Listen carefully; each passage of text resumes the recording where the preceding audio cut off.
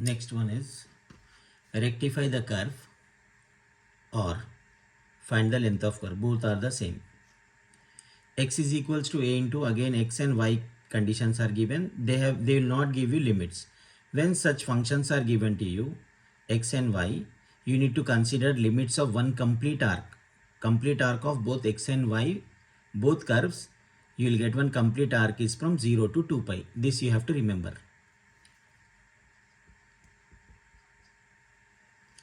So what is the formula we will be having for this one? Length of arc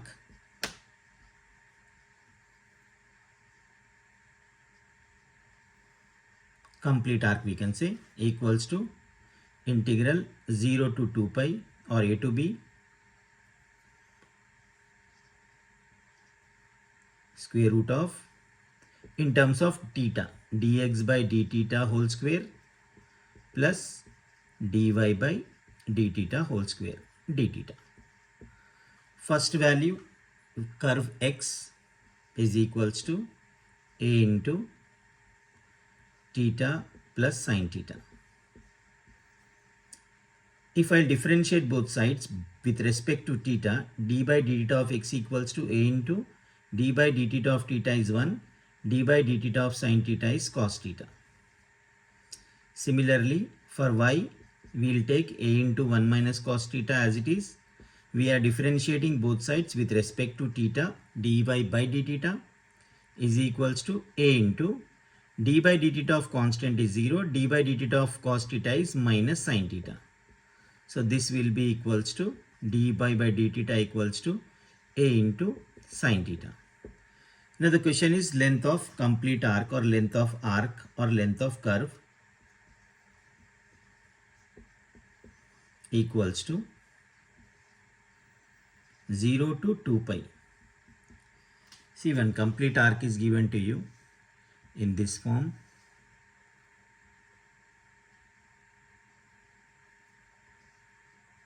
sine is positive,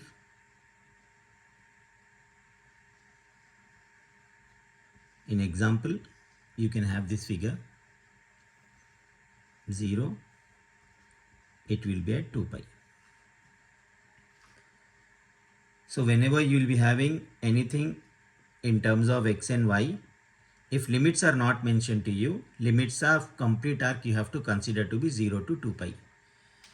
0 to 2 pi, then square root of dx by d theta whole square, squaring this one, a square 1 plus cos theta whole square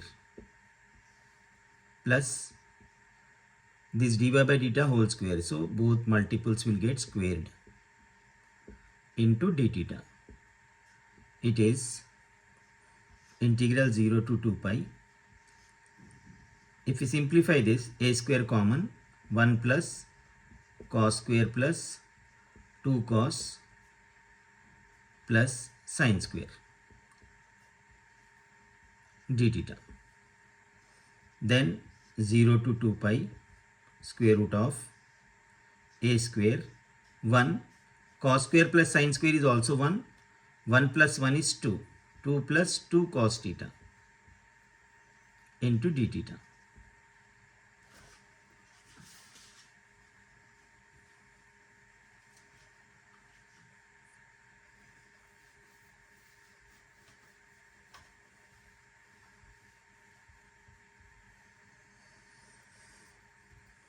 Equals to square root of a square comes out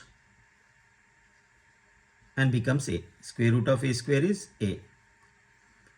In square root, 2 common, 1 plus cos theta into d theta.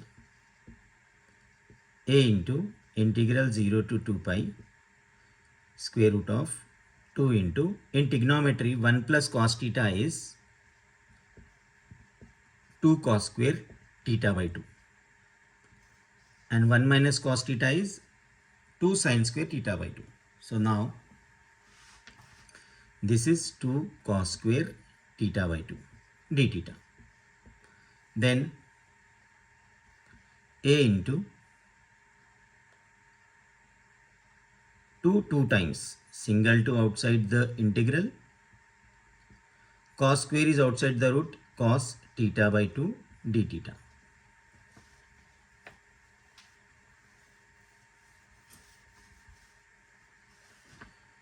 Two a into integral of cos is sine. Coefficient is 1 by 2. This is taken in the denominator. Limit you can consider to this value, or whole value you can consider under limit 0 to 2 pi.